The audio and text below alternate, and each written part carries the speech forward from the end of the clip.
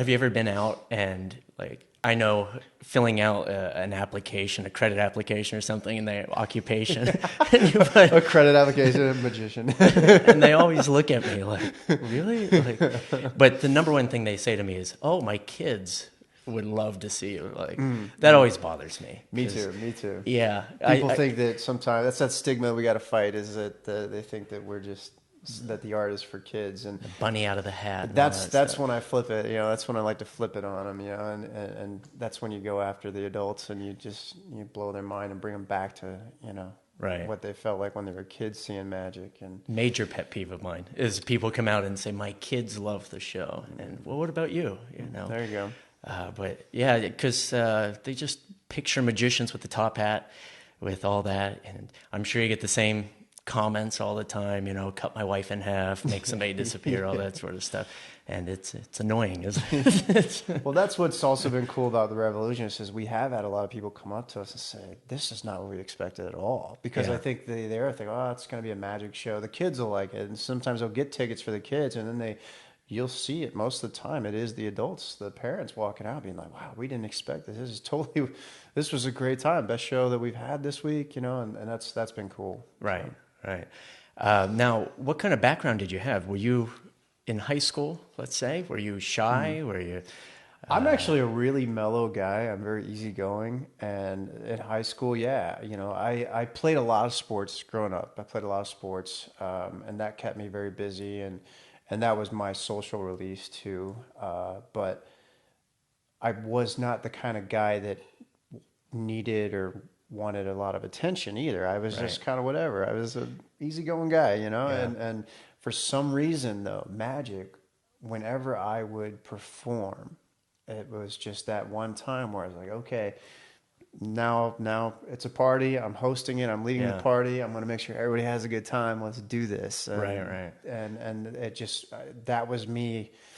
My personality would be, maybe I'm a 5 on a normal day hanging out, and that was just me dialed up. And it's just always kind of been that way. So would you say that on stage, that's you, or is it a character? It absolutely is me. I mean, I fully understand my character on stage, who I am on stage, but that character is just me. It's you. Just dialed up a little bit. That's really all it is. Because so many people around here that I've talked to, they're completely different off stage. Really? Yeah, and the public, Branson's unique in that you'll see the performers just hanging out at, shopping and at Walmart and stuff like that. I thought that was weird the first time I came here and stuff. I wasn't used to that. But people expect you to be on all the time. And I found that to be a problem. Really? Yeah, because my onstage personality is Totally different? It's Really? not my offstage personality.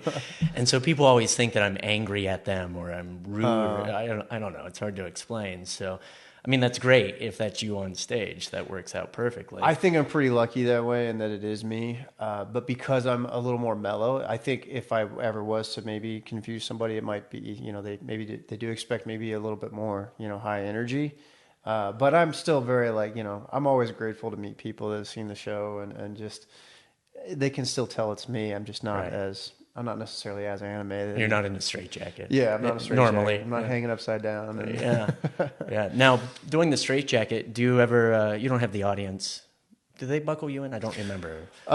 We've done different variations. Right now in the show, like if you came tonight, I bring a guy up on stage. He does get locked up in the thumb cuffs for that version, but for the jaws portion, because right now we're using a posy straitjacket, it's just so difficult to explain to them how to lock me up. It takes so long that we do have them inspected thoroughly just to show that it's solid, and we had 2 of our guys lock me up and lock me up and it's snug.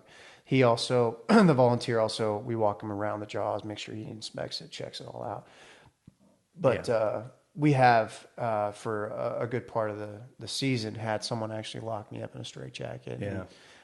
Because that can always be entertaining too. That's what I was going to ask. Yeah. 'Cause I've seen some pretty entertaining things with that, getting the people up there. But I've also seen where, like you said, sometimes they can't figure it out.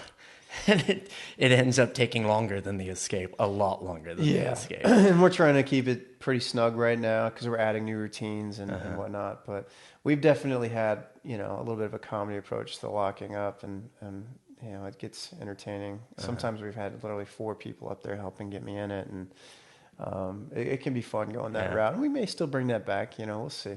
Have you ever had any issues actually getting out? Have you had any problems?